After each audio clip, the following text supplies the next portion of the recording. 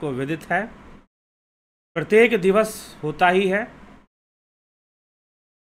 और आज भी यह कार्यक्रम शुरू हो रहा है। और आज का जो विषय है, लाइव चर्चा का विषय, लिंग क्या है, लिंग पूजा, सेक्स एजुकेशन, यौन शिक्षा, और लिंग पूजा भी होती है क्या, तो इसके पीछे क्या रहस्य है। पहले भी किसी ने पूछा था कि इस विषय पर आप थोड़ा सा स्पष्ट रूप से, यद्यपि इस विषय पर पहले भी वीडियोस में बना चुका हूं, पहली बार बना रहा हूं ऐसी बात नहीं है, छोटी मोटी चर्चाएं कई पीछे के वीडियोस में होती रही है, लेकिन कोई कह रहा था कि आप इस विषय पर अलग से एक व्याख्यान ले आएं, अलग से एक वीडियो ले आएं, ताकि उसके माध्यम से ही लोग समझ सकें। तो ऐसी भी किसी की इच्छा थी, चलिए ठीक है। लेकिन साथ ही अभी पीछे क्या हुआ कि जैसा कि आपको पता है कि वाराणसी में, काशी में ज्ञानवापी मंदिर को लेकर, क्षमा करें अब ज्ञानवापी मंदिर मैंने बोल दिया, क्योंकि ज्ञानव्यापी मंदिर ही हो सकती है, भला पता नहीं किसी मस्जिद का नाम ज्ञानवापी कैसे है। ठीक है, यह भी एक बड़े सोचने की बात हो जाती है कि किसी मस्जिद का नाम ज्ञानवापी कैसे हो सकता है।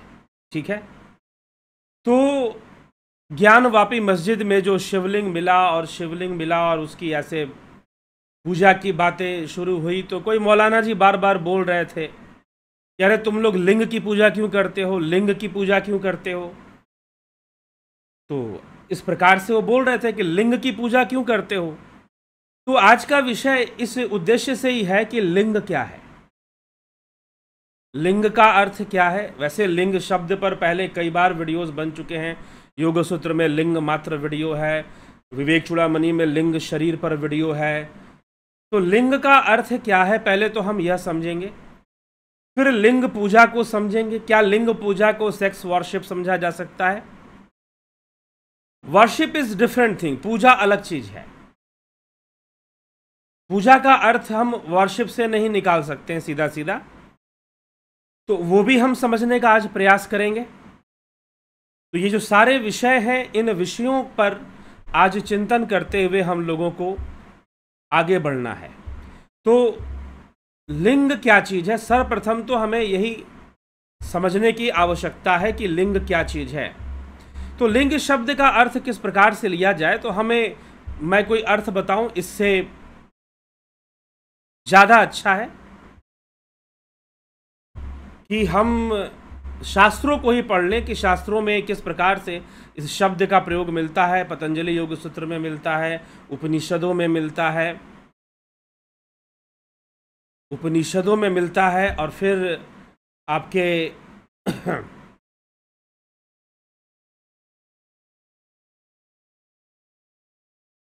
विवेक चूड़ामणि में भी मिलता है।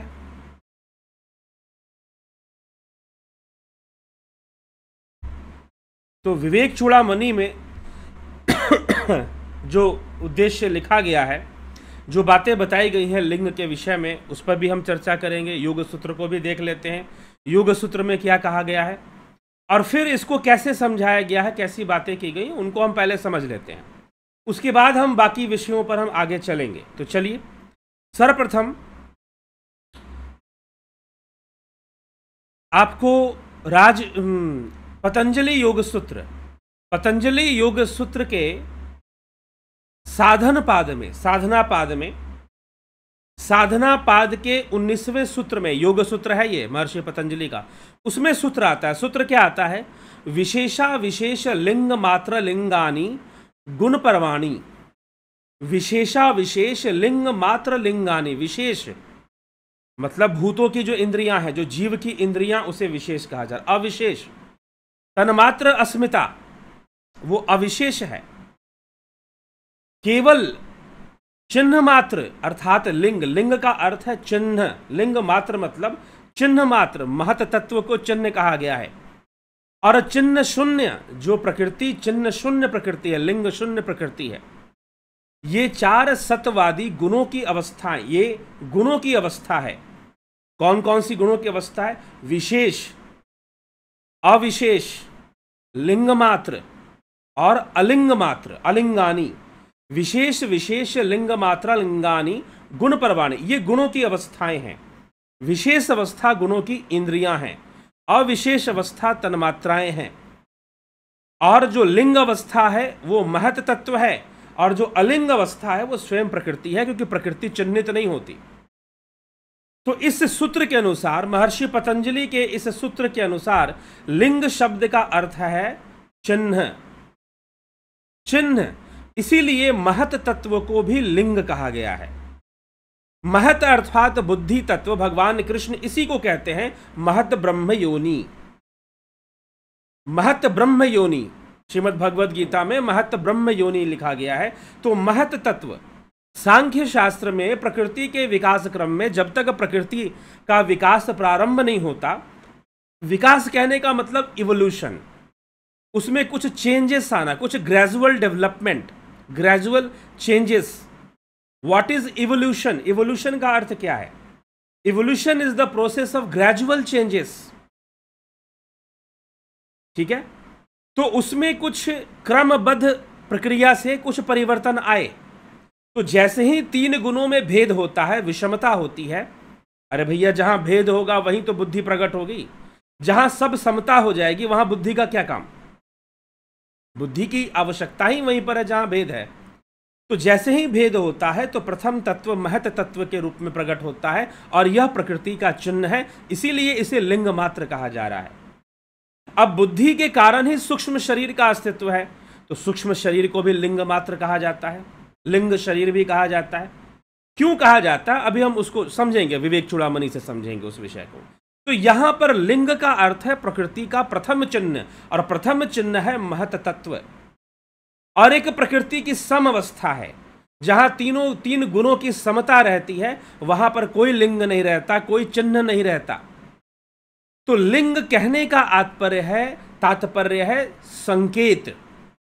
लिंग कहने का तात्पर्य है चिन्ह, आईडी। आईडी समझते हैं ना आप आधार कार्ड बनवाते हैं, आइडेंटिटी, यूनिक आइडेंटिटी कार्ड, आप आधार कार्ड बनवाते हैं, आप वोटर आईडी कार्ड बनवाते हैं, आप ड्राइविंग लाइसेंस बनवाते हैं, आप पान कार्ड बनवाते हैं। तो ये सारी चीजें क्या हैं? आपकी आईडी है। तो लिंग क्या होता है? लिंग होता है एक तरह की आईडी, एक तरह का चिन्ह।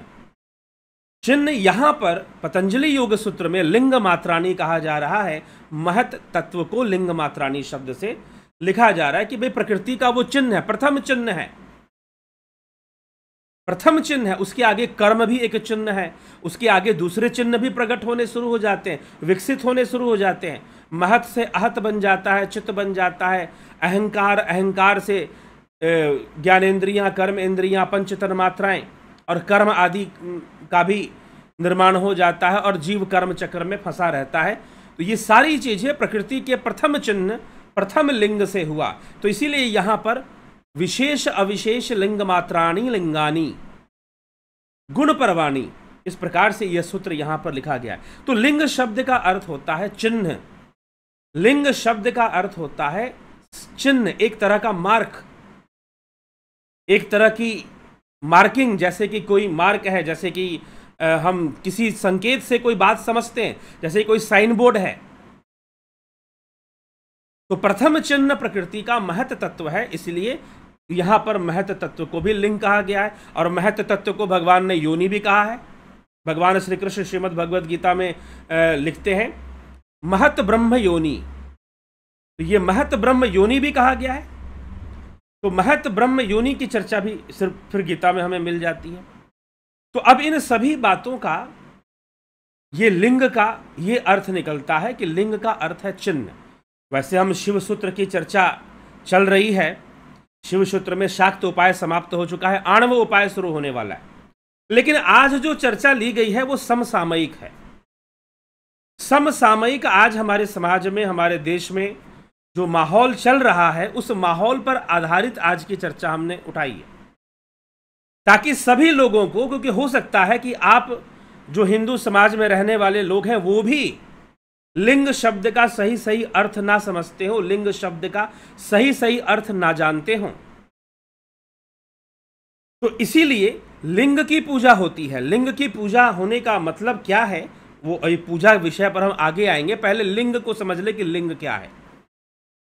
लिंग का अर्थ है चिन्ह। तो यहां पर महत तत्व के संदर्भ में यहां पर लिंग को चिन्ह बताकर लिखा गया है महर्षि पतंजलि के इस सूत्र में। इस प्रकार से यह वर्णन आता है। अब हम चलते हैं विवेक चूड़ामणि।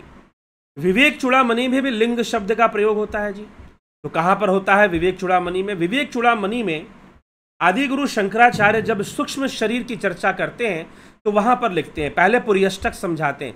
वागादि पंच, श्रवणादि पंच, प्राणादि पंच, भ्रमुखानि पंच, बुद्ध्याद विद्यापि च काम कर्मणि पुर्यष्टकम सूक्ष्म शरीर माहु। वागादि पंच कर्मेंद्रियां अर्थात वाग आदि पंच कर्मेंद्रियां, श्रवण आदि पंच अर्थात श्रवण आदि 5 ज्ञानेंद्रियां, तो कर्मेंद्रियां और ज्ञानेंद्रियां। प्राणादि पंच आकाश आदि, प्राणादि पंच जो 5 प्रकार के प्राण होते हैं, तो प्राण हो गया, कर्मेंद्रियां, ज्ञानेंद्रियां और प्राण, ये 3 तत्व हो गया।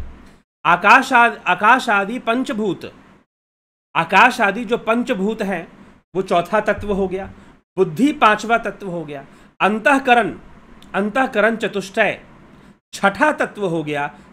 अविद्या 7वां तत्व, और फिर काम और कर्म तथा अविद्या तथा काम, और 8वां तत्व है यहां पर कर्म।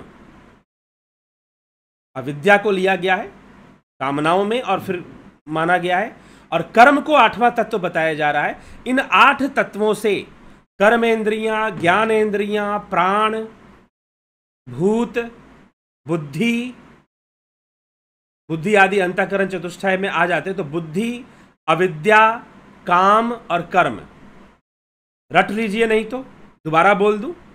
ज्ञानेंद्रियां, कर्मेंद्रियां, प्राण, अंतःकरण, पंचभूत, अविद्या, काम और कर्म, ये कितने हो जाते हैं? 8 तत्व हो जाते हैं। इन 8 के मिलने से सूक्ष्म शरीर बनता है। इन 8 के मिलने से सूक्ष्म शरीर बनता है। कर्मेंद्रियां नंबर 1, ज्ञानेंद्रियां नंबर 2, ध्यान दीजिए, प्राण नंबर 3, पंचभूत नंबर 4, अंतःकरण नंबर 5, और फिर अविद्या 6, कामनाएं 7 और कर्म 8। इन 8 तत्वों के मिलने से सूक्ष्म शरीर बनता है। उसी को कहते हैं बुद्ध्याद विद्यापि च काम कर्मणि पुर्यष्टकम सूक्ष्म शरीर माहु। यह पुर्यष्टकम, यह अष्टक तत्वों से, 8 तत्वों से बनने वाला यह सूक्ष्म शरीर है। अब आगे आदि गुरु शंकराचार्य लिखते हैं, इदम शरीरम शृणु सूक्ष्म संगितम लिंगम। सूत्र पढ़ लीजिए आप, 99 सूत्र है ये विवेक चूड़ामणि का। इदम शरीरम शृणु सूक्ष्म संगित्यम लिंगम त्व पंचीकृत भूत संभवम सवासनम कर्मफलानुभावकम स्वज्ञान तो अनादि रूपाधिरात्मनः। यह सूक्ष्म शरीर ही लिंग शरीर है। अपंचीकृत भूतों से उत्पन्न हुआ है। अपंचीकृत, इसकी रचना अपंचीकृत है। इसमें जितने भी भूत हैं, आकाश, वायु, जल, अग्नि, पृथ्वी, ये 5 अपंचीकृत, मतलब एक विशेष अनुपात में इनका मिलन नहीं होता। अपंचीकृत रूप से ये भूत सूक्ष्म शरीर में है और इसी को लिंग शरीर कहते हैं। यह वासना युक्त होकर कर्म फलों का अनुभव करने वाला यही अनुभव करता है।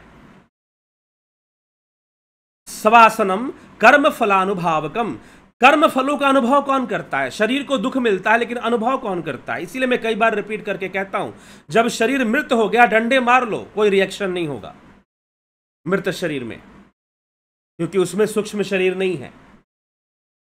इसीलिए इसको लिंग शरीर कहते हैं।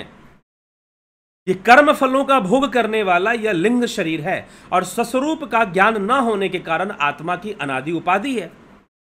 स्वरूप का ज्ञान नहीं है इसमें, नहीं होने के कारण यह उपाधि रूप में भी स्थापित होता है। फिर अन्यथा आत्मा ही आत्मा हो जाए, फिर किसी की आवश्यकता नहीं। ठीक है, तो लिंग शरीर, अब लिंग शरीर को, सूक्ष्म शरीर को लिंग शरीर भी कहते हैं। तो सूक्ष्म, क्या लिंग का अर्थ सूक्ष्म हो गया? जी नहीं, लिंग का अर्थ यहां चिन्ह नहीं है। लेकिन लिंग शरीर कहते क्यों हैं? प्रश्न ये उठता है, सूक्ष्म शरीर को लिंग शरीर क्यों कहते हैं?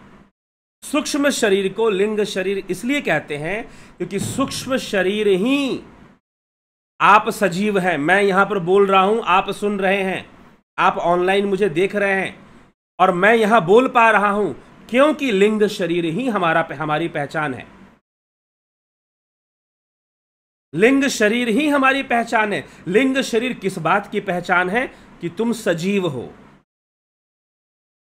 तुम सजीव हो। अगर तुम्हारे अंदर लिंग शरीर नहीं होगा तो तुम निर्जीव हो जाओगे। तो हमारी सजीवता का चिन्ह है, हमारी सजीवता का आईडी है, हम सजीव हैं, हम निर्जीव नहीं हैं, हम सजीव हैं। इस बात की प्रामाणिकता लिंग शरीर से होती है। अगर लिंग शरीर का संबंध इस स्थूल शरीर से टूट जाए तो यह स्थूल शरीर निर्जीव हो जाएगा।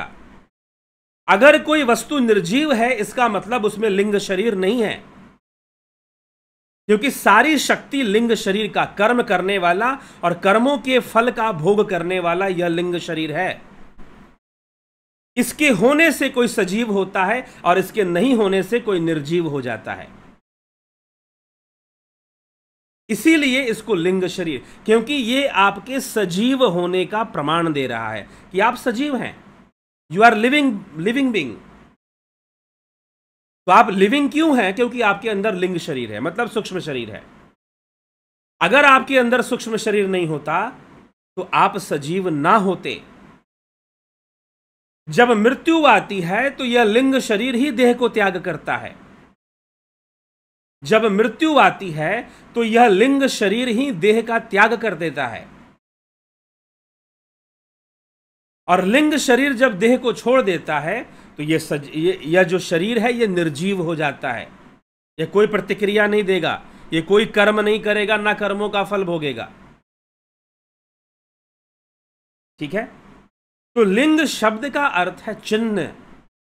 वह एक चिन्ह है, चिन्हित करता है, इसीलिए उसके माध्यम से चिन्हित होता है, इसीलिए लिंग शब्द का अर्थ है।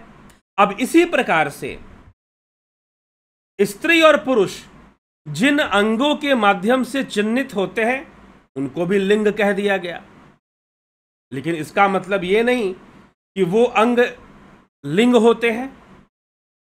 लिंग की पूजा करने का मतलब यह नहीं कि भाई उन अंगों की पूजा होती है। पहली बात तो यह समझ लें, लिंग पूजा मतलब चिन्ह, जो शिव का चिन्ह है। जब हम शिव लिंग की बात करते हैं तो जो शिव का चिन्ह है, और शिव की अवस्था समाधि की अवस्था है, शिव की अवस्था नाद की अवस्था है, शिव की अवस्था खेचरी अवस्था है। खेचरी का अर्थ क्या है जी? अभी तो खेचरी अवस्था पे हमने वीडियो बनाया था। खे मतलब आकाश, चरी मतलब गमन करने वाला। नाद ध्यान से ही खेचरी अवस्था प्राप्त होती है। खेचरी मुद्रा लगाकर अगर नाद ध्यान करोगे तो बहुत तेजी से अध्यात्म की ओर बढ़ोगे, ऊंचाई पर जाओगे और बहुत कुछ अनुभव करोगे, अपने सारे पिछले जन्मों को भी देख लोगे। कोई बड़ी बात नहीं है। सही से ध्यान योग करने वाले, आजकल क्या क्या चलता है, पास्ट लाइफ और ये पास्ट लाइफ रिग्रेशन, क्या क्या, सही से ध्यान योग करोगे तो कोई बड़ी बात नहीं है कि अपने पिछले जन्मों को नहीं देख पाओगे। व्यक्ति जान सकता है कि पीछे क्या क्या हुआ था, अपने चित्त को खुरेद कर बहुत सारा नॉलेज ले सकता है। आवश्यकता है साधना करने की। तो खेचरी अवस्था, आकाश में गमन करना। खे मतलब आकाश, चरी मतलब उसमें गमन करना, उसमें चरण करना, चरना मतलब कि चलने की अवस्था। चर और अचर, खेचरी, इस पे हम चर्चा कर चुके हैं।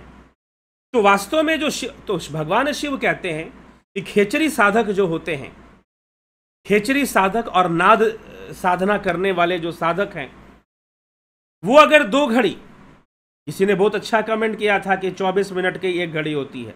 जी हाँ, लगभग उतनी ही होती है। तो 48 मिनट में आपकी 2 घड़ी पूरी होगी। अगर एक ही भाव से ध्यान योग कर लिया, एक ही भाव से नाद ध्यान कर लिया, एक ही भाव अवस्था होनी चाहिए, मतलब संपूर्ण एकाग्रता होनी चाहिए, जरा सा भी इधर उधर नहीं, तो आप शिव के बराबर हो जाओगे। आप शिव के बराबर हो जाओगे। तो शिवलिंग चिन्हित करता है खेचरी अवस्था को, शिवलिंग चिन्हित करता है खेचरी मुद्रा को। जो लोग ध्यान योग करते हैं वो भली भांति इस विषय को जानते हैं।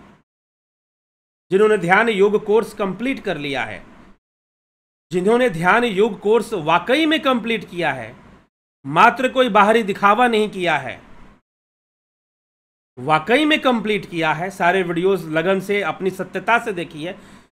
या तो भाई क्योंकि जो लोग अपने मेंटली एक ग्रिपिंग में होते हैं वो सही से उनको सत्य भी मिले तो वो कभी स्वीकार ना करें, ठीक है, उनकी समस्या ये होती है।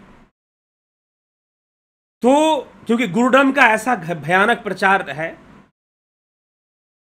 कि लोग अपने ऐसे मेंटल और साइकोलॉजिकल ग्रिपिंग्स में होते हैं कि वो उससे बाहर निकलना ही उनके लिए बड़ा चैलेंज हो जाता है फिर, और उसके बहुत भारी नुकसान भी होते हैं। तो खेचरी अवस्था जो है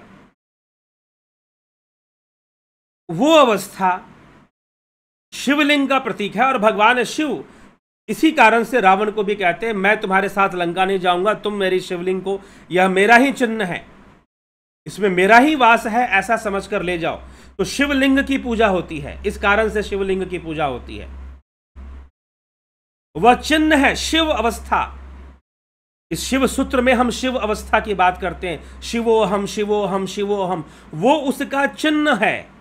शिव का चिन्ह होने के कारण वह शिवलिंग कहलाता है। शिव का चिन्ह है तो चिन्ह का अर्थ होता है लिंग, इसीलिए सूक्ष्म शरीर को भी लिंग कहा गया है, सूक्ष्म शरीर को भी लिंग कहा गया है। अब बाहरी शरीर में जिन अंगों से स्त्री पुरुष चिन्हित होते हैं उन अंगों को भी लिंग कह दिया जाता है। फिर वो एक अलग बात है, लेकिन आप ये मत कह दो कि भाई ये लिंग की पूजा क्यों करते हो।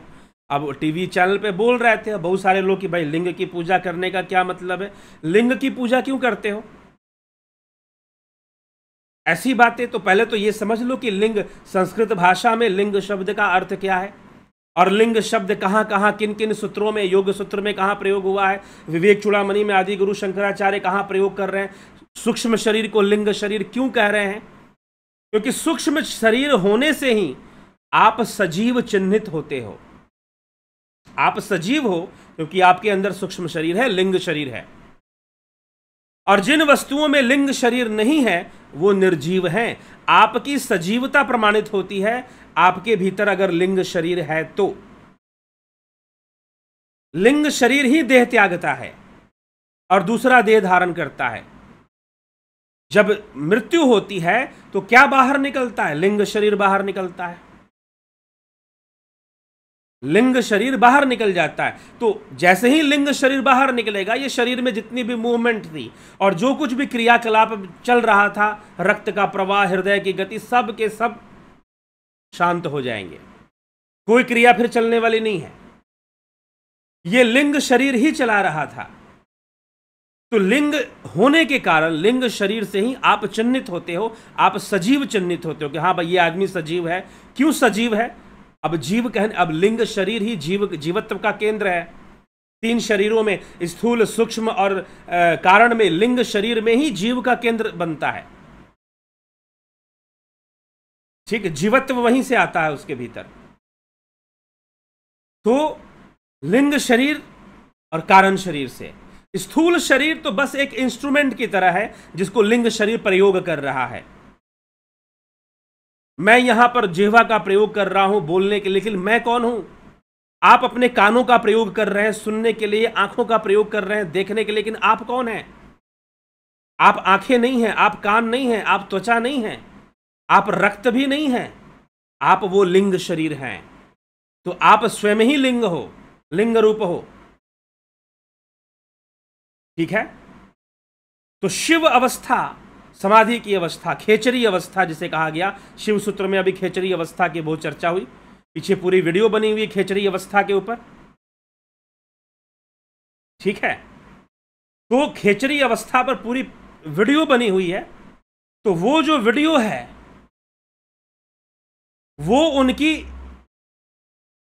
वो खेचरी अवस्था, समाधि अवस्था की चर्चा करता है। तो इसीलिए लिंग का अर्थ है चिन्ह, बस, इसके अलावा लिंग का कोई अर्थ नहीं है। लिंग का अर्थ है चिन्ह। यदि आप सजीव चिन्हित होते हैं, इसका मतलब आप में लिंग शरीर है। यदि आप निर्जीव चिन्हित होते हैं, इसका मतलब आप में लिंग शरीर नहीं है। तो सजीव चिन्हित होना और निर्जीव चिन्हित होना, आप में लिंग है, आप में लिंग शरीर है, और आप में लिंग शरीर नहीं है अगर आप निर्जीव चिन्हित होते हैं तो। ठीक है, तो ये हमें समझने का यह विषय अब आता है। अब दूसरा विषय आता है। अब दूसरा विषय आता है लिंग पूजा। तो आप अब इतना तो समझ ही गए होंगे कि लिंग पूजा इज नॉट ए, पूजा क्या है और वर्शिप क्या है। लिंग पूजा कोई सेक्स वर्शिप नहीं है, पहली बात तो आप ये समझ लीजिए। लिंग पूजा कोई सेक्स वर्शिप नहीं है। तो लिंग पूजा क्या है, आपको समझना क्या है, आपको यह ध्यान रखिएगा, यह विषय समझना भी है या नहीं समझना है। तो अगर समझना है तो आप बेहतर तरीके से, आध्यात्मिक तरीके से, क्योंकि लिंग कई जगहों पर वेदों में, शास्त्रों में लिंग शब्द का प्रयोग होता है। लेकिन अब समस्या क्या है कि अब जिसकी बुद्धि जो है कोयले से भरी होगी, भैया उसमें हीरा कैसे चमकेगा, उसमें चांदी कहाँ से आएगी, उसमें चंदन का ठंडक कहाँ, शीतलता कहाँ से आएगी फिर। तो आप अपना आकलन कर लीजिए, क्योंकि आप कुछ भी पूछेंगे, कमेंट करेंगे, तो आप अपना आकलन कर लीजिए, क्योंकि उस कमेंट के साथ, मेरे उत्तर के साथ आप भी उसमें आ जाएंगे, आप भी गिन लिए जाएंगे उसमें। ठीक है, तो अब हम चर्चा करते हैं कि शरीर के स्तर पर जिन अंगों से व्यक्ति चिन्हित होता है, स्त्री पुरुष चिन्हित होता है, स्त्री चिन्हित हो, पुरुष चिन्हित हो, या उभय लिंगी चिन्हित हो, तो उसको भी लिंग कह देते हैं। वो शरीर के स्तर पे वो बात है। लेकिन लिंग शब्द का अर्थ कोई शरीर का अंग नहीं होता, और ना ही शिवलिंग का अर्थ कोई शरीर का अंग है। शिवलिंग का भी अर्थ कोई शरीर का अंग नहीं है। और ये तो खेचरी मुद्रा है, ये तो खेचरी अवस्था के लिए शिवलिंग बनाया गया है, उसको इंगित किया गया है, खेचरी अवस्था को, खेचरी मुद्रा को। और जिन्होंने ध्यान योग किया है वो भली भांति जानते हैं, समझते हैं, या फिर उन्होंने ध्यान योग सही से किया ही नहीं है, फिर अगर नहीं समझते हैं तो। ठीक है, तो शिवलिंग का तात्पर्य खेचरी मुद्रा से है, खेचरी अवस्था से है। पहले हमें यह स्पष्ट कर लेना चाहिए, यह हमें समझ लेना चाहिए। यह शिवलिंग का अर्थ है, खेचरी मुद्रा, खेचरी अवस्था। उसी को शिवलिंग, उसी का संकेत है, उस खेचरी अवस्था का संकेत है, शिव अवस्था का संकेत है शिवलिंग। और इसके शास्त्र सम्मत प्रमाण हैं, ऐसी बात नहीं कह दी जा रही है। अब चलिए, अब हम आगे बढ़ते हैं। शिवलिंग तो हो गया, शिवलिंग की पूजा होती है, मतलब किसी सेक्स ऑर्गन की पूजा नहीं होती है। शिवलिंग की पूजा उस अवस्था की पूजा है। जो लोग साधना पद्धति से नहीं जुड़े हुए हैं वो नहीं समझ पाएंगे, उनके लिए समझना मुश्किल है। ठीक है, अब हम दूसरे विषय पर एक और आते हैं, वर्शिप और पूजा। पूजा किसकी होती है ये बताइए, पूजा किसकी होती है? वर्शिप का अर्थ होता है एक तरह का सम्मान देना, एक तरह का ऑनर देना, लेकिन पूजा का अर्थ होता है दान देना। पूजा में दान महत्वपूर्ण होता है। पूजा नरक से मुक्ति का मार्ग है। पू नामक एक नरक होता है, पू नामक एक नरक होता है, उसके बचने के लिए, नरक से मुक्ति के लिए पूजा की जाती है, दान पुण्य किया जाता है, सम्मान दिया जाता है, प्रकृति के तत्वों को, प्रकृति की शक्तियों को सम्मान दिया जाता है। तो पूजा शब्द का अर्थ और पूजा का उद्देश्य है नरक से बचने का मार्ग।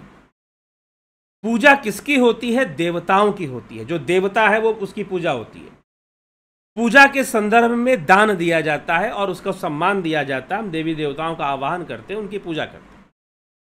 ठीक है, ये देवी देवताओं से संबंध। हाँ, अब बात आती है, आप कहोगे ईश्वर, आप कहोगे परमात्मा। तो ईश्वर और परमात्मा, तो ईश्वर परमात्मा, उसके लिए तो हम ध्यान योग करते हैं ताकि हम परमात्मा में अपनी अवस्था बना सकें, हम परमात्मा में लीन हो सकें। ध्यान योग की प्रक्रिया है। पूजा किसके लिए होती है? पूजा उस ब्रह्म उपलब्धि के लिए नहीं होती है, पूजा ब्रह्म ज्ञान के लिए नहीं होती है। किसी को पूजा करने से आज तक कभी ब्रह्म ज्ञान नहीं हुआ। पूजा होती है देवताओं के लिए होती है, पूजा देवताओं को दिया हुआ दान है। और हम कई रूप में देते हैं, हम अग्नि को भी देते हैं, हम पशु पक्षियों को भी खिलाते हैं, हम ब्राह्मण भोज भी करवाते हैं, हम दरिद्रों को भी देते हैं, हम गरीबों को भी देते हैं, हम पड़ोसी की भी सहायता करते हैं, तो वहां भी देव पूजा होती है। पशु पक्षियों को भी हम अपना दान देते हैं। कई हमारे पूजा पद्धति में पशु पक्षियों को दान देना है, कई पूजा पद्धति में गरीबों को दान देना है, कई पूजा पद्धति में महिलाओं को सिर्फ देना है, कई पूजा पद्धति में सिर्फ बुजुर्गों को देना होता है, कई पूजा पद्धति में कुछ ब्राह्मणों को, गुरुओं को देना होता है धर्म कार्य के लिए। तो ये पूजा, ये प्रक्रिया है पूजा की। पूजा किसके लिए होती है? देवताओं के लिए होती है। देवता कौन होते हैं? देवता कौन होते हैं जी? देवता जो हमें जीवन देते हैं। इस जीवन को, देवताओं का संबंध हमारे जीवन से है, हमारे शरीर से है। तो हमारे शरीर को और हमारे जीवन को अच्छे से, भली भांति हम जीवन को जी सकें, अच्छा जीवन जी सके हम एक, उसमें जितनी भी शक्तियां काम करती हैं, प्रकृति की जो भी शक्ति है हमारे साथ जो कार्य कर रही है, वो सब देवता की श्रेणी में आती हैं और वो हमें जीवन दे रहे हैं। इसीलिए उपनिषदों में इंद्रियों को भी देवता माना गया है, कर्म इंद्रियां और ज्ञान इंद्रियों को भी देवता माना गया है।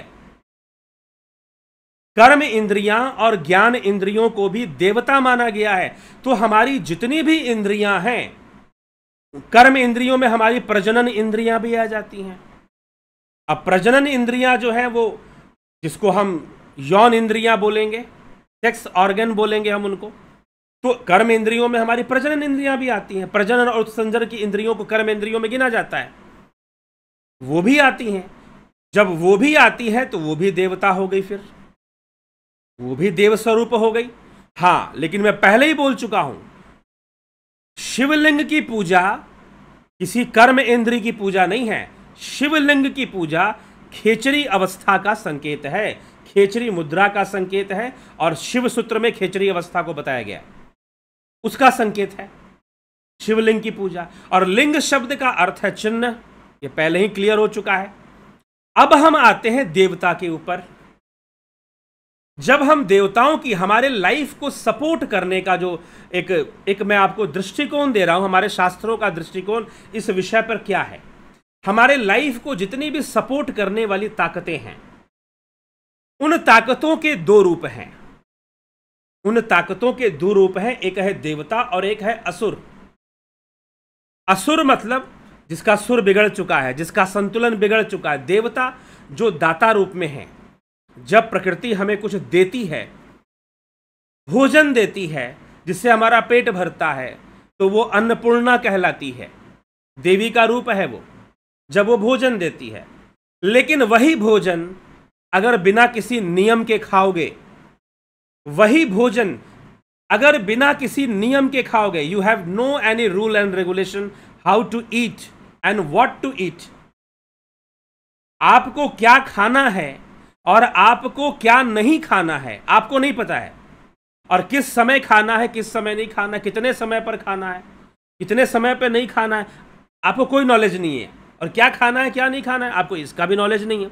जब मर्जी लाए लाओ भाई, अभी अभी रसगुल्ले खाए थे, पकोड़े ले आओ, अब पकोड़े खा लिए तो समोसे ले आओ, गोलगप्पे ले आओ, पिज़्ज़ा बर्गर ले आओ। आजकल जो जंक फूड चल रहा है, high calorie food, junk food उसी को बोलते हैं। कभी पिज़्ज़ा खा लिए, कभी बर्गर खा लिए, कभी ये खा लिए, कभी वो खा लिए, कोई खाने पीने का नियम नहीं है।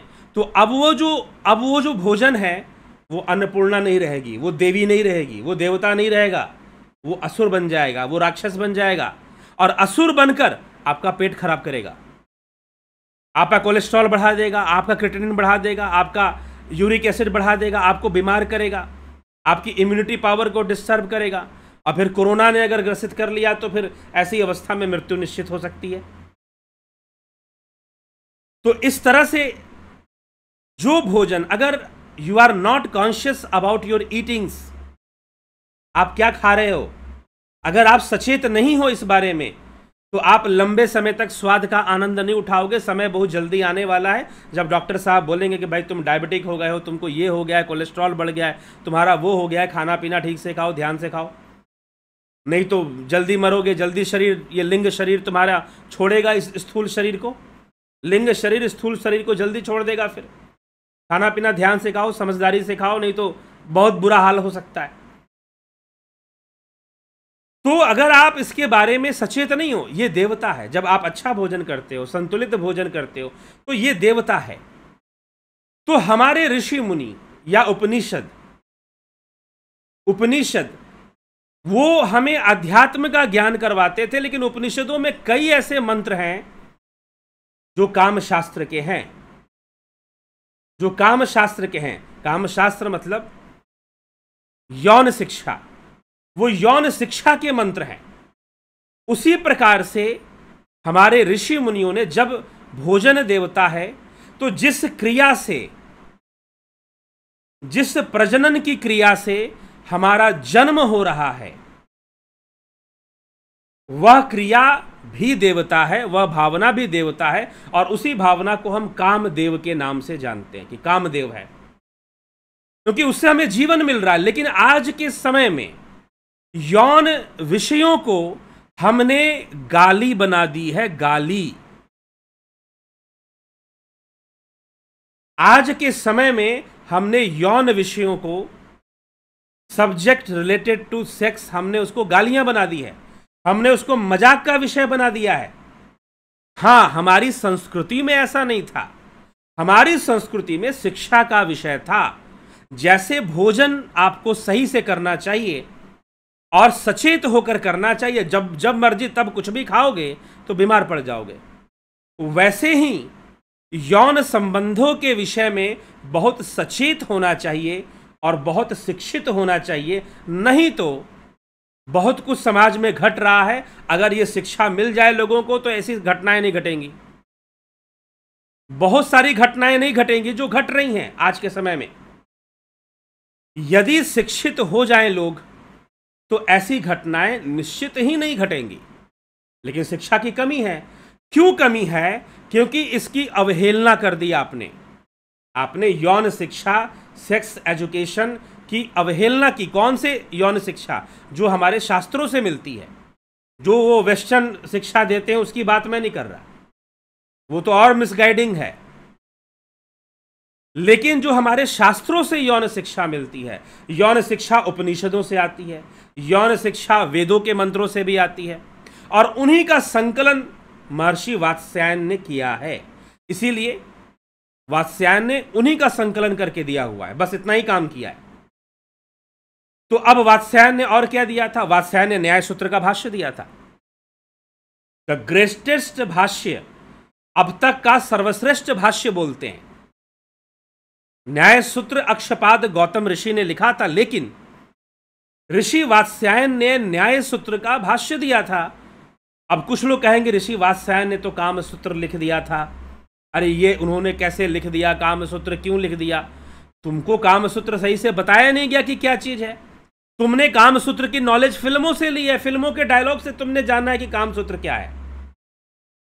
लेकिन खुद से विचार करो कि न्याय सूत्र का भाष्य देने वाले वात्स्यायन भला काम सूत्र क्यों लिखने लगे? उनको क्या आवश्यकता पड़ गई काम सूत्र लिखने की? न्याय सूत्र का भाष्य देने वाले जो वात्स्यायन हैं, वो काम सूत्र भला क्यों लिखेंगे? उनको क्या आवश्यकता पड़ गई? सोचना चाहिए, थोड़ा विचार करना चाहिए। अब न्याय सूत्र का भाष्य देने का मतलब क्या है? 1 मिनट के लिए गीता का भाष्य लिख दो। हो सकता है कि कोई ऐसा वैसा लिख दे, क्योंकि गीता के अनेकों भाष्य हैं। लगता है कि जिसका मर्जी आता है गीता में बोलना शुरू कर देता है, अपनी मन मर्जी की बातें गीता से निकाल ही लेता है। तो गीता का भाष्य लिख दो, 1 मिनट के लिए आप कुछ और चीज का भाष्य लिख दो। लेकिन न्याय सूत्र का भाष्य लिखना साधारण बुद्धि के एक आदमी का काम नहीं हो सकता। न्याय सूत्र का भाष्य लिखना, ध्यान से सुनिए, न्याय सूत्र का भाष्य लिखना साधारण बुद्धि से संभव नहीं है। न्याय सूत्र इतना सरल नहीं है, पढ़ोगे भी तो समझ में नहीं आएगी जल्दी। हाँ, अगर उसका दर्शन पढ़ोगे जिसमें कि कॉन्सेप्ट्स को क्लियर करके बताया गया है, जब हम षड दर्शन पे कोर्स लाएंगे तो उसमें न्याय सूत्र भी होगा। स्वाभाविक है, जब षड दर्शन के अंतर्गत न्याय सूत्र आता है तो न्याय दर्शन भी उसमें होगा। तो न्याय सूत्र का भाष्य देना साधारण बुद्धि वाले का काम नहीं हो सकता, ये ध्यान रखिएगा। जिसके पास एक्स्ट्रा ऑर्डिनरी लॉजिकल पावर होगा, एक्स्ट्रा ऑर्डिनरी एनालिसिस करने का पावर होगा, वही न्याय सूत्र का भाष्य दे सकता है। और ऋषि वात्स्यायन ने न्याय सूत्र का भाष्य दिया था, काम सूत्र भी दिया था साथ में उन्होंने। तो हमारे सामने जो छवि बनी हुई है हमारे, और ये छवि बिगड़ी है। हाँ, पहले 25 वर्षों तक आश्रम में पकड़ के रखा जाता था तो उनको सारी शिक्षाएं दे दी जाती थी। गृहस्थ जीवन में कैसे उतरना है, कैसे तुम्हें अपने जो है रिलेशनशिप्स में कैसे जाना है, तुमको सारी शिक्षाएं दे दी जाती थी, वो गुरुकुल में ही दे दी जाती थी। तो बड़ा अच्छा माहौल होता था, उतनी समस्याएं नहीं रहती थी फिर, और इतने घटनाएं नहीं घटती थी कि भाई कोई भाग के शादी कर लिया तो कोई कुछ कर लिया तो कोई कुछ कर लिया। ऐसी घटनाओं की संभावना भी बहुत कम रहती थी। लेकिन आज के समय में इस शिक्षा की बहुत कमी है, और यह भी देवता है, यह विषय भी एक देवता है। लेकिन शिक्षा की कमी क्यों है, अब सुनिए, क्यों हम इस विषय पर शिक्षित होने का प्रयास क्यों नहीं करते। आज हम खाना खाने के लिए शिक्षित होना चाहते हैं ना, बहुत सारे वीडियोस आते हैं, अरे भाई भोजनांते विषमवारी, भोजन के अंत में पानी पीना विष के समान है। आपने सीख लिया, एक बात सीख लिया आपने एक बात सीख ली ना कि भोजन कैसे करना चाहिए और किस तरह से करना चाहिए। लेकिन इन विषयों पर, यौन शिक्षा के विषय में या यौन संबंधों के विषय में आप शिक्षित होना नहीं चाहते हैं। आपको हल्कापन लगता है कि अरे नहीं, ये सब बातें करने की क्या जरूरत है, अरे नहीं, ये सब का डिस्कशन तो नहीं होना चाहिए, आपका जीवन उसके बगैर नहीं है। और आजकल गालियों का प्रचलन है, आजकल बॉलीवुड के फिल्में बनाते हैं तो गालियों को ग्लैमराइज करते हैं, गालियों को ग्लैमराइज करते हैं। तो जितनी भी गालियां आप देते हो वो किस पर देते हो, यौन संबंधों पर देते हो आप गालियां। सारी गालियां आपने डेवलप कर ली हैं, इजाद कर ली हैं।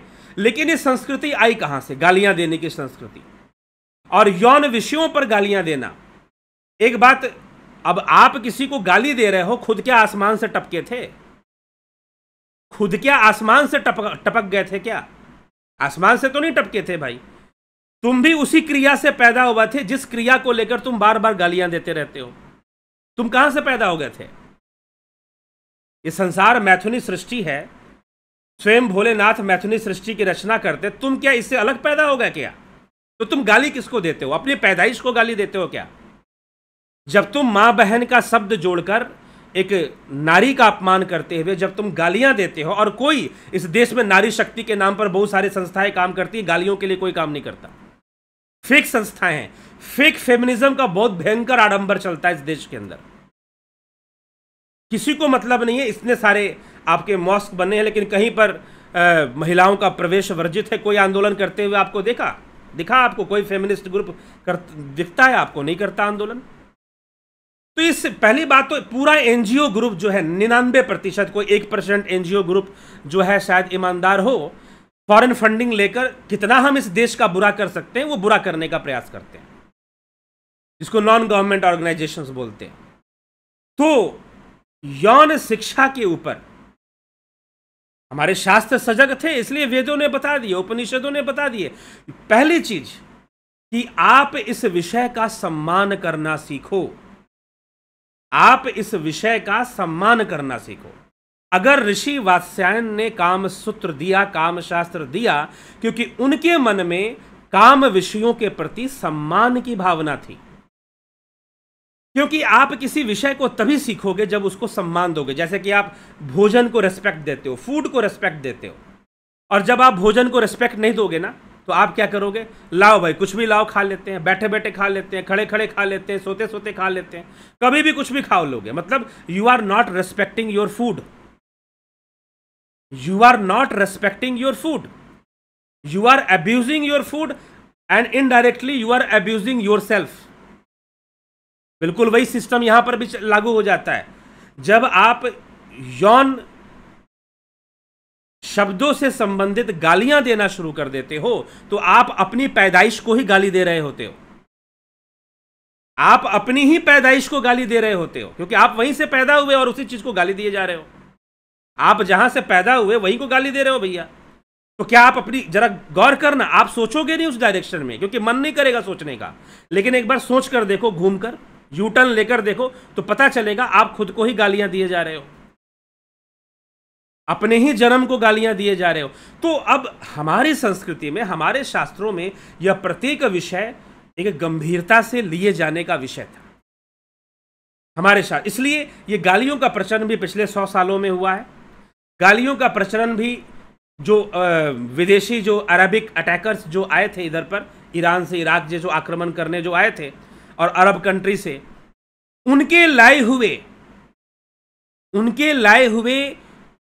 जो उनका जो व्यवहार था, उनका जो आचरण था, उसमें एक तो महिलाओं का कोई सम्मान नहीं था, काले कपड़े से ढककर रखना था उसको। अभी CNN न्यूज पर आप यूट्यूब पर जाके सर्च कर लो, CNN न्यूज के लिए आप टाइप करो 9-year-old girl sold to 55-year-old man for marriage. आपको न्यूज मिल जाएगा, बड़ा वायरल हो रहा है, अफगानिस्तान का न्यूज है। 9-year-old girl sold to 55-year-old man for the marriage. Afghan का ये न्यूज है, CNN न्यूज के अंदर आ रहा है। मैं कोई ऐसे नहीं बोल रहा, प्रूव है उसका। आप कहोगे तो मैं भी वो वीडियो दे दूंगा, नहीं तो गूगल में सर्च करोगे तो अपने आप आ जाएगा। मैंने खुद गूगल में सर्च किया, अपने आप आ गया, आपको मिल जाएगा ऐसा न्यूज। क्योंकि वहां पर इस चीज का कोई रिस्पेक्ट नहीं था, क्योंकि नारी को एक खेती समझा गया, बच्चे पैदा करने की खेती समझा गया। कितना अधिक नारी को नीचा दिखाया जा सके, वो कल्चर वहां पर था, वो कल्चर वहां पर चलता था। इसलिए एक बार जब यूरोप में एक ग्रुप था जिसने ये दावा किया कि नहीं, जो ईसा मसीह थे वो विवाहित थे, ही वॉज मैरिड, तो कहते हैं कि 1 महीने के अंदर 1 लाख महिलाओं की हत्या कर दी गई, 1 महीने के अंदर। तो जिस संस्कृति में नारी का सम्मान नहीं होगा, वहां पर आपको यौन विषयों पर गालियां चलेंगी, उसका अपमान चलेगा, मजाक चलेगा।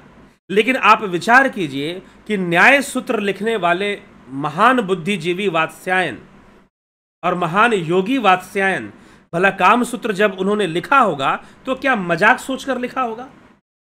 क्या एक एडल्ट एंटरटेनमेंट सोचकर लिखा होगा? खुद से सोचो, क्या एडल्ट एंटरटेनमेंट सोच के लिखा होगा? जी नहीं, ज्ञान का भंडार उन्होंने उसमें दिया हुआ है, और सही तरीके से संस्कृत भाषा और उस समय के उनके अपने समय के अनुकूल उन्होंने बातें लिखी है।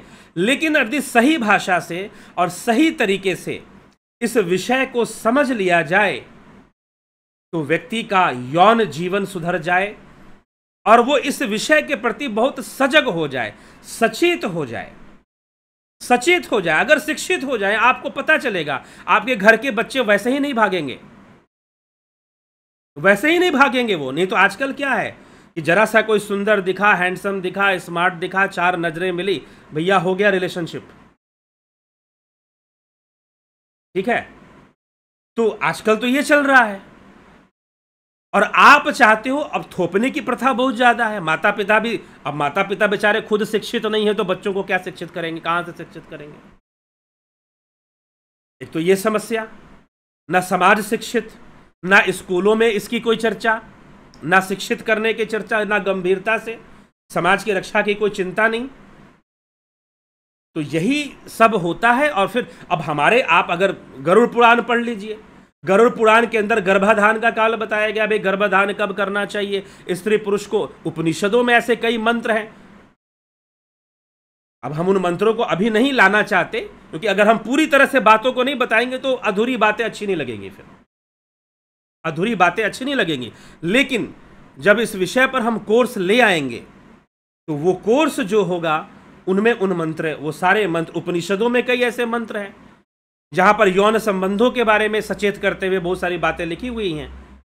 तो इन विषयों को हमें सही से समझना पड़ेगा और समाज को जागरूक होना पड़ेगा। ये कोई मजाक का विषय नहीं है। आपका जीवन जिस आधार पर चलता है, आपने उसको गाली का विषय बना दिया है, आपने उसको अपमान का विषय बना दिया है।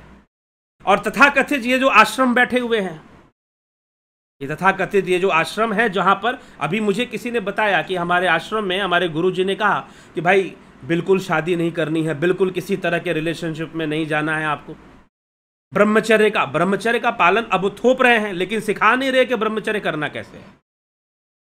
दे आर नॉट टीचिंग, वो टीच नहीं कर रहे, थोप रहे हैं। और कैरेक्टर का आजकल वो भी एक चलता है ना, एक पॉलिटिक्स चलती है कि भाई किसी के कैरेक्टर पर आप वो कर दो, आप आरोप लगा दो, अरे ये तो देखो ये तो ऐसी बातें करता है, ये तो ये काम कर रहा था। तो आश्रमों में, एक आश्रम मैंने देखा, वहां पर ऐसा ही माहौल। अगर उनका कोई, आश्रम में बहुत सारे साधु प्रचारक थे, उनके प्रीचर टीचर जो भी थे, जो कि साधना करवाते थे और प्रवचन वगैरह दिया करते थे। गुरुजी तो अपना मस्त अपना कमरे में एसी में रहते थे। तो उनके शिष्य लोग, जो प्रचारक शिष्य लोग थे, वहां पर कैसा माहौल कि अगर किसी प्रचारक शिष्य को कंट्रोल करना है, देखे कि कंट्रोल से बाहर जा रहा है, तो कैसे भी इसके चरित्र पर लांछन लगा दो, और लांछन लगा दो, देखो अपने आप बैकफुट हो जाएगा, कंट्रोल में आ जाएगा, कंट्रोल में आ जाएगा वो। तो एक तो ये भी गेम खेला जाता है फिर। लेकिन इन सब चीजों का समाधान है यौन शिक्षा, और वो भी शास्त्र सम्मत यौन शिक्षा। इन सभी विषयों का समाधान है ये। तो सबसे पहले हमारी संस्कृति में, हमारे शास्त्रों में यह जो विषय है, जितने भी यौन विषय हैं, ये सब एक गंभीर विषय हैं। और जैसे देवताओं का सम्मान होता है, इस विषय का भी सम्मान, क्योंकि जब तक आप भोजन का सम्मान नहीं करोगे, सुनो ध्यान से, जब तक आप भोजन का सम्मान नहीं करोगे, if you will not respect your food, अगर आप भोजन का सम्मान नहीं करोगे, तो भोजन कैसे करना है इस बात की भी आप चिंता नहीं करोगे। इसीलिए इन विषयों का सम्मान था, रेस्पेक्ट से देखा जाता था, सम्मान था, और यह शिक्षा का विषय था, जानकारी का विषय था। नहीं तो अब आप ज्योतिष ले लीजिए, ज्योतिष में आप कुंडली मिलान करते हैं, योनिकूट मिलान करते हैं, आप भकूट मिलान करते हैं, किस लिए करते हैं? For better compatibility. दो लोगों का विवाह हो तो उनकी एक बेटर कंपैटिबिलिटी हो, उनकी जो एनर्जी लेवल है वो एक जैसी हो। और जब वह मिलान, आजकल क्या है कि भाई लोग देखते हैं कि भाई हाँ लड़का बहुत नौकरी, बड़ी नौकरी कर रहा है, लाखों में रुपया कमाता है, वाह भैया मैं तो बेटी की शादी कर देता हूँ, दहेज भी दे देता हूँ, 10 लाख और दे देता हूँ उसको, 20 लाख तक दहेज चलता है, 25 लाख तक दहेज चलता है। आपने दहेज दे दिया, नौकरी वाली लड़का भी ढूंढ दिया, लेकिन जिस विषय से गृहस्थ जीवन वास्तव में सुखी होना था, उस पर आपने कोई फोकस नहीं किया। आपने ना कुंडली मिलान किया, ना ज्योतिष का सहारा लिया, ना योनिकूट मिलान किया, आपने कुछ किया नहीं। आपको पता भी नहीं कि वो कैसा रहने वाला है, आपने तो बस ऊपर ऊपर से सारी चीजें देख ली, ऊपर ऊपर से सारी चीजें देख ली। तो यदि आदमी इस विषय को लेकर थोड़ा सा नॉलेजेबल हो जाए, शिक्षित हो जाए, अगर सही समय पर टीनेजर्स, जो टीनेजर्स हैं, जो युवा हैं, अगर वो शिक्षित हो जाएं, तो वो खुद अपने संबंधों के बारे में बहुत सचेत हो जाएंगे। वो खुद किसी रिलेशनशिप में जाने के पहले 1000 बार सोचेंगे कि कहीं हम अगर इनकम्पैटिबल गलत रिलेशनशिप में अगर जल्दबाजी में जाते हैं तो हमारा बहुत नुकसान हो जाता है, और नुकसान लोगों का होता है, बहुत भारी भारी नुकसान होता है। तभी जाकर सुसाइड केसेस होती है, तभी जाकर लोग डिप्रेशन में जाते हैं, डिप्रेशन में जाते हैं, क्योंकि सिर्फ रिलेशनशिप बनाने में या शादी ब्याह के मामले में वो बाहरी आवरण को ही देखते हैं, बाहरी रंग रूप को देख लिया, पैसा देख लिया कि हाँ भाई बंदा पैसे वाला है बहुत, ठीक है, तो और आप जो है रिलेशनशिप के लिए तैयार हो जाते हो। लेकिन यदि प्रकृति के सूक्ष्म, इस विषय में प्रकृति के सूक्ष्म बहुत सारे ज्ञान है, यदि आदमी जान ले, तो शायद युवा खुद ही बहुत सचेत हो जाए इन सब मामलों में। जागरूकता की, उसे जबरदस्ती थोपना नहीं पड़ेगा कि भैया तुम ऐसे रहो, वो खुद वैसे रहना शुरू कर देगा, सही समय पर अगर सही ज्ञान मिल जाए तो। लेकिन ज्ञान कोई नहीं देता, थोपने का काम सब करते हैं, किसी के पास कोई सिस्टम नहीं है। तो इसीलिए आवश्यकता है, ठीक है हम भी कर रहे हैं, समय लगता है किसी कार्य को करने में, कोई अच्छा सा कोर्स डिज़ाइन करने में कोशिश जारी है। जरूर युवाओं के लिए और सभी लोगों के लिए एक ऐसे कोर्स को डिज़ाइन करने का प्रयास चले जा रहा है। तो बहुत सारी बातों को समझने की आवश्यकता है। तो इस विषय को, जिससे कि सृष्टि होती है, जिससे कि संतान की उत्पत्ति होती है, उसे कृपया गाली का विषय मत बनाइए, उसे मजाक का विषय मत बनाइए। मजाक आप अपना उड़ाते हैं, उस विषय का कोई मजाक नहीं उड़ता। प्रकृति ऐसी चीज है कि आप जो इसमें फेंकोगे वो आपके पास लौट कर आएगी, वो आपके पास लौट कर आएगी। तो मजाक सिर्फ आप अपना बना रहे होते हैं और किसी का मजाक नहीं बनाते। आप गालियां अपनी पैदाइश को दे रहे होते हैं, आप अपने जन्म को ही गालियां दे रहे होते हैं, ना कि किसी और को गालियां दे रहे होते हैं। तो सजग हो जाइए। अभी किसी ने मुझसे पूछा कि अब शब्दों के प्रयोग से तो मातृकाएं भी खराब होती होंगी, नाराज होती होंगी। बिल्कुल हो जाएंगी जी। जो मातृशक्ति है वो आपके विरुद्ध हो जाएगी, प्रकृति आपके विरुद्ध होगी, क्योंकि आप प्रकृति का सम्मान नहीं कर रहे। You are not respecting the nature. और ये ज्यादा वो लोग करते हैं जो किसी आसमानी ताकत में विश्वास करते हैं, हेवनली गॉड में विश्वास करते हैं, वो ज्यादा ये लोग करते हैं। उनके यहां इस चीज का कोई रेस्पेक्ट नहीं है। ये मजाक का विषय है, ये मजाक का विषय है। और यहां भारत के लोगों ने भी उसी चीज को अडॉप्ट कर लिया है। लेकिन आप इतिहास में अगर जाएंगे, यदि आप इतिहास में जाएंगे, हिस्ट्री में अगर आप जाते हैं और शास्त्रों को पढ़ते हैं हमारे, तो आपको मिलेगा कि यह विषय भी मजाक का विषय नहीं था, यह शिक्षित होने का विषय था। और इस विषय में अगर आप एक अच्छा जीवन जीना चाहते हैं तो आपको इस विषय में शिक्षित होना अत्यंत अनिवार्य है।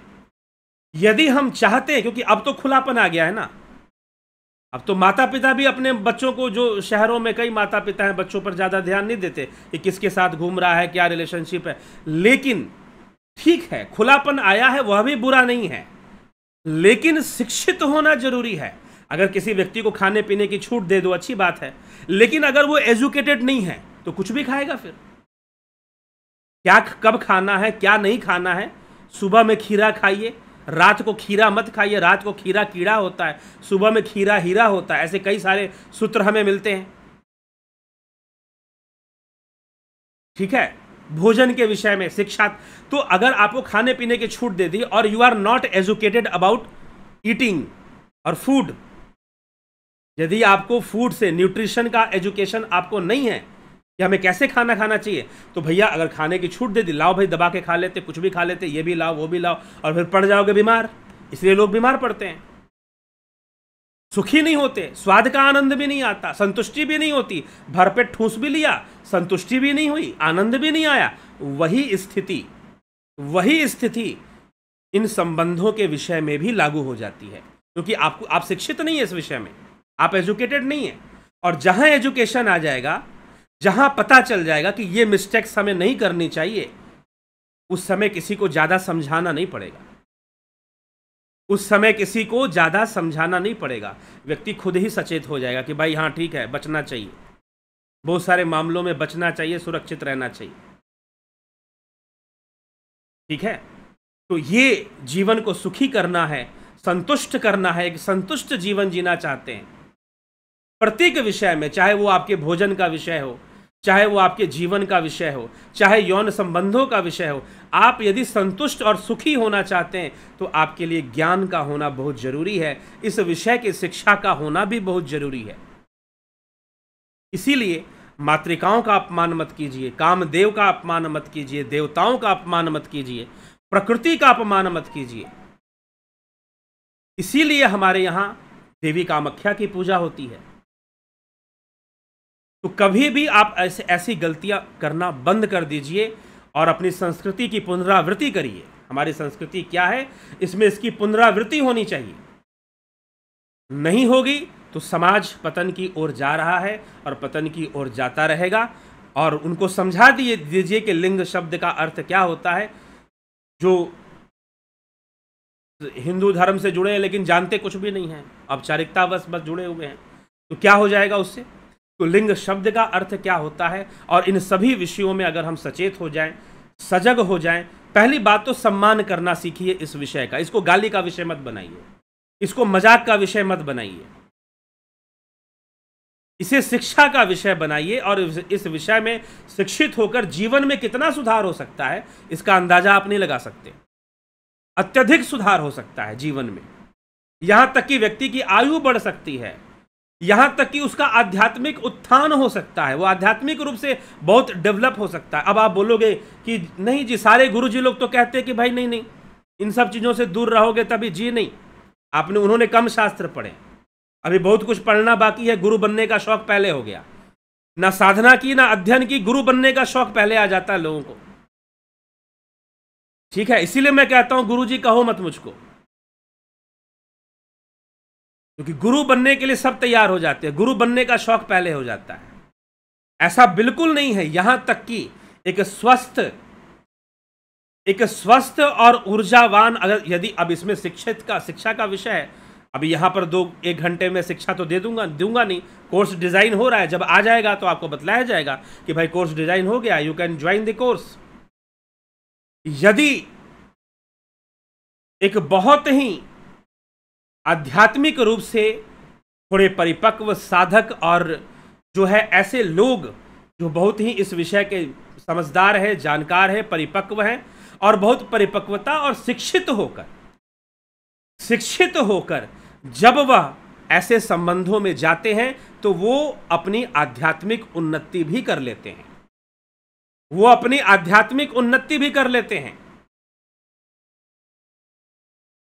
नहीं तो नहीं कर पाते। नहीं तो बाधा तो हर चीज बाधा है। क्या भोजन बाधा नहीं है? आपकी आध्यात्मिक उन्नति में भोजन भी बहुत बड़ा बाधा है। मात्र स्त्री पुरुष का संबंध ही बाधा नहीं है, भोजन भी बाधा है। अगर सही से खान पान नहीं रखोगे तो साधना के मार्ग पर कहां से आगे बढ़ोगे?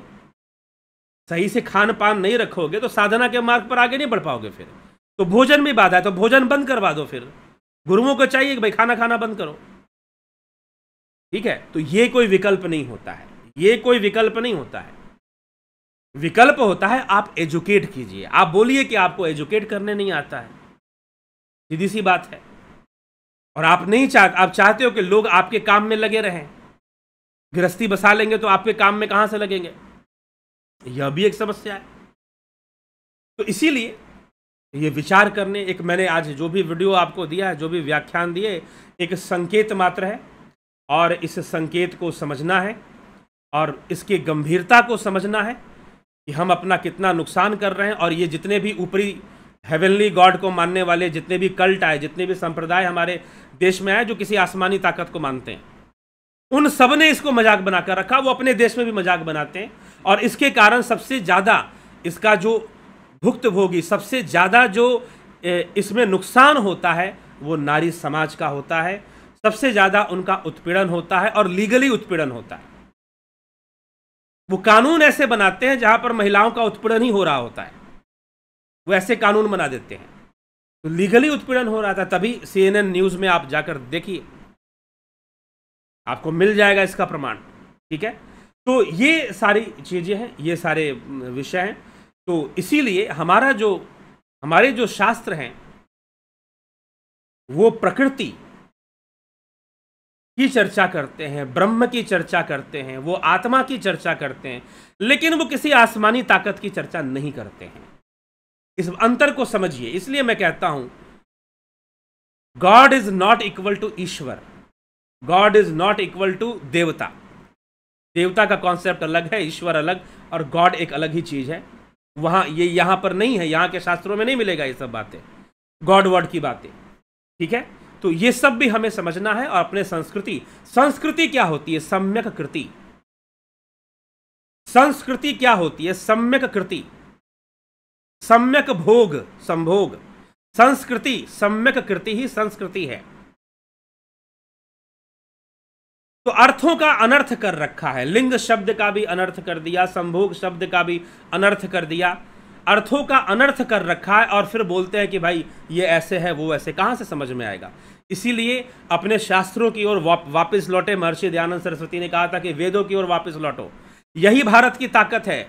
जिस दिन भारत की जनता, मैं कहता हूं 50% पॉपुलेशन भी, 50% जो हमारे देश की हिंदू पॉपुलेशन है, अगर वो शास्त्रों की ओर लौट गए, शास्त्रों को उन्होंने भली भांति समझ लिया, तो वही बहुत बड़ी ताकत बन जाएगी। तो वो फिर से अपनी ताकत के, लेकिन हमारे शास्त्रों, हमारी संस्कृति से दूर करने के लिए बहुत षड्यंत्र चलाए गए। षड्यंत्र चला चलाकर कितने वर्षों में हम दूर हुए। लेकिन ये भी मैं मानता हूं कि हिंदू समाज, सनातन धर्म के अनुयायी, उसके समाज, फिर भी अभी भी 20% लोग तो जुड़े हुए हैं अपने शास्त्रों से, तभी बहुत कुछ बचा हुआ है। लेकिन ये संख्या अगर 50% को क्रॉस कर जाए, उतना ही बहुत है वर्ल्ड पावर बनने के लिए, वर्ल्ड गुरु बनने के लिए, विश्व गुरु बनने के लिए, उतना ही बहुत हो जाएगा। क्योंकि 50% जब क्रॉस करेंगे तो बाकी के 40% अपने आप भागते हुए आएंगे, फिर खींचते जाएंगे। ठीक है, लेकिन बहुत लंबा प्रोसेस चला है संस्कृति को खराब करने का, तब जाकर भी 100% खराब तो नहीं हुआ है। कुछ बात है कि हस्ती मिटती नहीं हमारी, तभी तो कहा है दौरे रहा है, सदियों रहा है दुश्मन दौरे जमा हमारा। चलो किसी उर्दू कवि ने ही कहा है, लेकिन बात तो है। मेसोपोटामिया खत्म हो गया, मिस्र खत्म हो गया, बड़ी बड़ी संस्कृतियां खत्म हो गई, हम फिर भी बचे, बहुत कुछ बचा के रखे हैं। और इतना बचा के रखे हैं कि अगर हम विकसित हो गए तो निश्चय ही विश्व गुरु, विश्व शक्ति के रूप में यह देश जाना जाएगा और ये संस्कृति जानी जाएगी, इसमें कोई संशय नहीं है। आवश्यकता है कि लौटिए अपने शास्त्रों की ओर, लौटिए अपनी संस्कृति की ओर, और आज से प्रण लीजिए कि हम मातृकाओं का अपमान नहीं करेंगे, अब शब्दों का प्रयोग नहीं करेंगे, हम यौन विषयों को मजाक में नहीं लेंगे और उनके ऊपर गालियां नहीं देंगे। हम वास्तव में खुद को ही गालियां दे रहे होते, किसी और को नहीं दे रहे होते। ठीक है, तो चलिए इसी के साथ मैं विराम दूंगा। बहुत सारे लोगों ने कमेंट किए हैं, समय काफ़ी हो गया है, तो मैं ज़्यादा जो है इस पर शायद आपके प्रश्नों का उत्तर ना दूं। अहम ब्रह्मास्मि नवजोत नाथ जी, राकेश मराठे, राजू पाल जी, बहुत अभिनंदन है आपका। रविंद्र मकवाना, अमन कक्कर, जितेंद्र साहू, स्मिता सावंत, अमन कक्कर, गुरुजी प्राकृतिक चिकित्सा का प्रोग्राम भी 14 से स्टार्ट हो रहा है क्या? जी हाँ, प्राकृतिक चिकित्सा का कार्यक्रम भी 14 जून से शुरू हो रहा है। Shiva Sharma, AK Tyagi, Brahmpal Kumar, Ruplal Vishwakarma, Usha Srivastava, Ramesh Peshwani, Shweta Rai Sinha, Vindeshwari Mishra, Shweta Kumari, Govind Prasad Neema, Ram Prakash, Madhuri Kolhe, Satish Master, Vishnuchandra Maurya, Ram Vilas ji, Shivam Bhatt, Somu, Vinod Kumar Sharma, Bhikhu Kuchadiya, Ratan Singh, Saroj Krishnani, Prabhuji Lal, Yogtech, SP Saini, Pankaj Soni, Jalaram Raika, Vinod Kumar Sood, Rachna R K Narsaram, Poonam Singla, ज्योति दत्ता, एके भट्ट जी, मोहन रावत, नीति सिन्हा, कन्हाई कुमार, कालेंद्र सेठ, एके भट्ट, बहुत कड़ा व सत्य तार्किक विवेचन दिशा देने वाला कालेंद्र सेठ, आपका बात से मोटिवेशन मिलते हैं, ओम तत्सत। सचिन यादव, ओम राज हेम्ब्रम, ओम तत्सत। और एक बार और कोरोना आना चाहिए ताकि धुत आदमी मर जाए। ठीक है, चलिए, जिसका जब समय आता है तब वो मरता है। ठीक है, भरत छबलानी जी, Narsa Ram ji, Adi Kushwaha ji, Guruji we will always support you for the welfare work. ठीक, Adi Kushwaha ji, Manoj CSC, many thanks for your kind knowledge about very sensitive topic. कृपा करके ब्रह्मचर्य टॉपिक पर भी चर्चा कीजिए। तो गुरुजी ओम नमः शिवाय, नवजोत नाथ, आज जय गुरुवर की, जय माता की, गुरुवर के चरणों में कोटि प्रणाम। संदीप अरोड़ा सरोहा, बहुत बहुत सबका बहुत बहुत अभिनंदन है, स्वागत है। ब्रह्मचर्य का विषय भी आ जाएगा जब हम यौन शिक्षा पर जब कोर्स तैयार करेंगे, उसमें ब्रह्मचर्य का विषय भी आ जाएगा। ठीक है, वो कवर हो जाएगा ब्रह्मचर्य का विषय उसमें अपने आप। ब्रह्मचर्य उससे अलग नहीं है।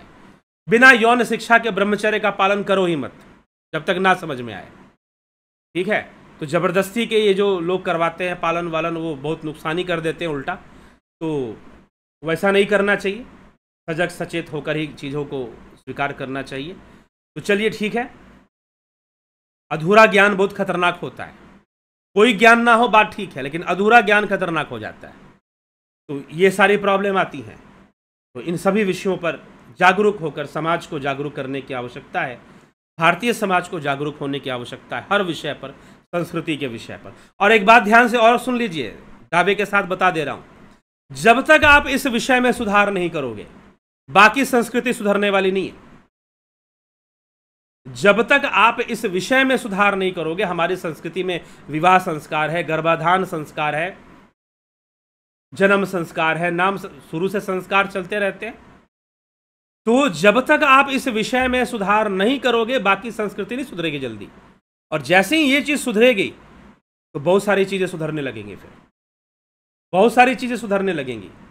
तो यही बात समझने की आवश्यकता है। तो चलिए, इसी के साथ मैं विराम देता हूं। कल फिर मिलते हैं लाइव चर्चा में 9 बजे। शिव सूत्र को आगे बढ़ाएंगे, आणव उपाय को आगे बढ़ाना है कल से, नहीं तो परसों से आणव उपाय जरूर शुरू हो जाएगा। और आप ध्यान योग का कोर्स करते हैं, यदि आप ध्यान योग का कोर्स करना चाहते हैं, क्षमा करें, करना चाहते हैं, तो आप ध्यान योग के कोर्स के लिए संपर्क कर लीजिए, व्हाट्सएप मैसेज कर दीजिए।